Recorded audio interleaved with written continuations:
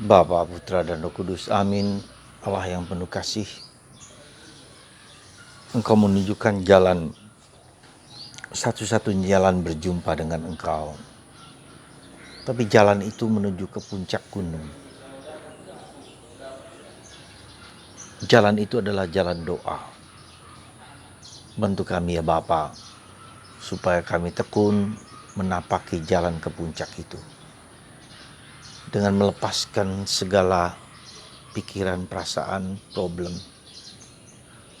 Untuk bersatu dengan Engkau, berjumpa dengan putramu, mendapatkan, mengerti, memahami panggilan-Mu dalam diri kami.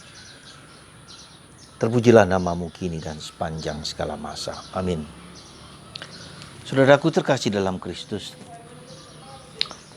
kita diingatkan pada masa Prapaskah ini bahwa ketiga aspek penting dalam kehidupan rohani kita: puasa, berdoa, dan sedekah.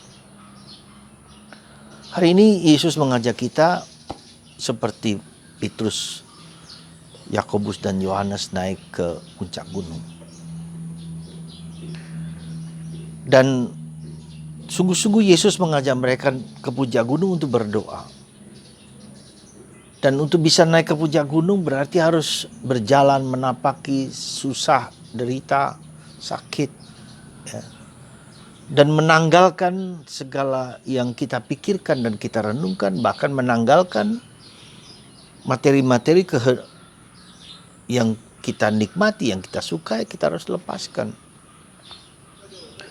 Dan dalam perjalanan itu Yesus sungguh-sungguh menunjukkan kepada kita bahwa buah dari doa itu adalah perjumpaan dengan Allah.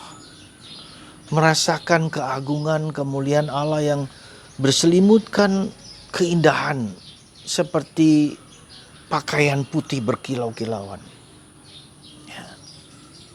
Dan itulah salah satu hiburan dari kehidupan doa kita, berjumpa dengan Allah. Ya. Nah, dalam perjumpaan itu apa yang kita dapatkan? Bukan kita yang penting seperti Petrus, Yakobus, dan Yohanes. Bukan kesenangan kita, tetapi kita melihat, memandang kemuliaan Allah seperti dikatakan dalam kitab Wahyu. Akhir hidup kita adalah memandang Allah dengan penuh kemuliaan. Ya. Memandang keagungan dan kebesaran Allah.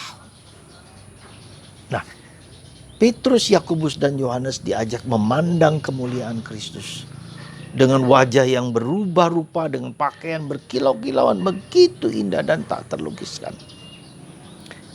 Dan yang kedua, memandang kemuliaan Yesus itulah di mana kita diajak untuk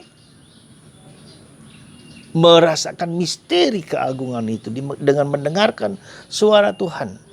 Inilah anakku yang kucintai, dengarkanlah dia. Sekali lagi, dengarkanlah dia. Ya.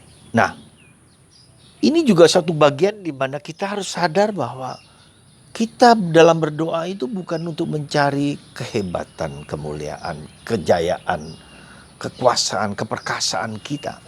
Ya. Kita bisa melakukan segala sesuatu, justru tidak. Ya, justru tidak. Itu yang harus kita sadari dalam hidup rohani orang Kristen, orang Katolik. Kita tidak mencari keagungan diri kita sendiri. Tetapi keagungan kita itu ketika kita melihat dan mengalami keagungan Tuhan. Dan bagaimana cara kita mengalami keagungan Tuhan? Yaitu dengan dengarkanlah Yesus. Belajar dari Yesus, bergaul dengan Yesus. Obsequio Yesus Kristus, mengikuti Yesus. Yesus yang mengajarkan sesuatu kepada kita. Mendengarkan dia. Ya. Saudaraku terkasih dalam Kristus, maka sekali lagi di masa Prapaskah ini kita review sebentar hidup doa kita. Kita review, sungguh-sungguh kita review. Ya, kita tahu dalam masa pandemi ini bahwa kita juga merasa bosan, juga merasa jenuh. Ya, merasa tak berdaya. Dan itu perlu kita review kembali. Dan itu merupakan sesuatu tanda yang baik. Saya katakan tanda yang baik bagi kita bahwa kita merasa jenuh, merasa bosan, bahwa itulah daya-daya kita, daya kemampuan kita tidak mampu seluruhnya untuk memahami Tuhan. Jadi doa itu adalah, maka di sini kita bisa mengerti doa itu adalah anugerah. Ya, anugerah. Tapi juga suatu proses perjuangan. Ketika kita berjuang dan berproses itulah, maka Tuhan memberikan kepada kita Roh Kudus untuk membawa kita mengenali, memahami apa yang menjadi kehendak Tuhan dalam diriku. Saudaraku yang terkasih dalam Kristus, semoga kita semua dikuatkan, diteguhkan, dan mereview kembali hidup doa kita. Apakah kita sudah cukup berjuang dan bersungguh-sungguh meluangkan waktu untuk berdoa? Apakah saya juga mendengarkan suara Tuhan dalam hidupku, dalam kitab suci? Apakah aku setia membaca kitab suci? Apakah aku setia meluangkan waktu hening, sunyi, dan diam untuk memberikan waktu Tuhan bagi diriku sendiri? Dan ini merupakan suatu review, suatu pelajaran, suatu latihan. Jadi jangan Anda kira bahwa hidup doa itu sesuatu yang dengan sendirinya harus terjadi. Tidak, harus terjadi proses exercise, latihan. Ya. Sehingga akhirnya ujung-ujungnya bahwa kita mengalami kehadiran Tuhan, kemuliaan Tuhan, tetapi juga kita mendengarkan Dia, Yesus sendiri, yang harus masuk pergi ke Bethlehem, ke Yerusalem untuk berkarya bagi dunia, tetapi juga mengalami penderitaan, mengalami salib. Disitulah kita melihat kontinuitas ajaran agama Kristen, yaitu dalam diri Musa dan Elia. Ya, jadi kita tidak pernah boleh lepas dari tradisi Judeo Christianity. Jadi dalam tradisi Yahudi, ya, dalam perjanjian lama dan perjanjian baru, ya. Karena inilah sudah terbukti jelas bahwa Tuhan berbicara lewat mereka dan itu diteruskan kepada kita semua.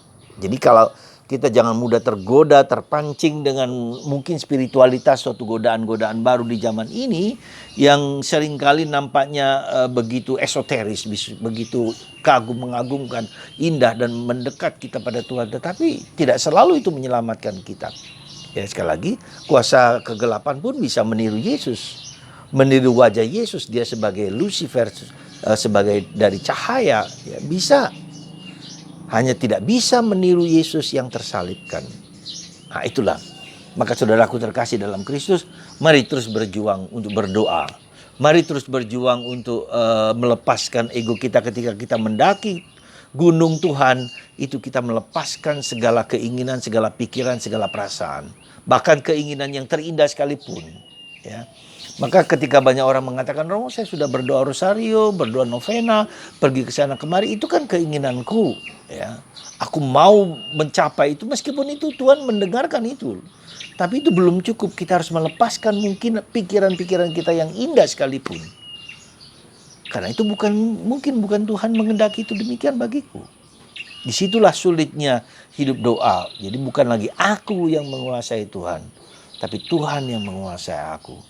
Bukan aku ya Tuhan, bukan aku, tapi Engkaulah. Ya. Yesus harus semakin besar, aku semakin kecil. Jadi saudaraku, semoga pada Prapaskah ini kita belajar untuk mereview, mengulang lagi, melihat kembali hidup doa kita. Sejauh mana hidup doa kita memang sungguh-sungguh hidup doa yang sesuai dengan kehendak Tuhan. Semoga Tuhan memberkati Anda dan mendorong Anda pada minggu kedua masa Prapaskah ini, di mana kita diajak untuk mendengarkan, menyesuaikan diri dengan kehendak Tuhan. Tuhan memberkati Anda semua. Dalam nama Bapa dan Putra dan Roh Kudus. Amin.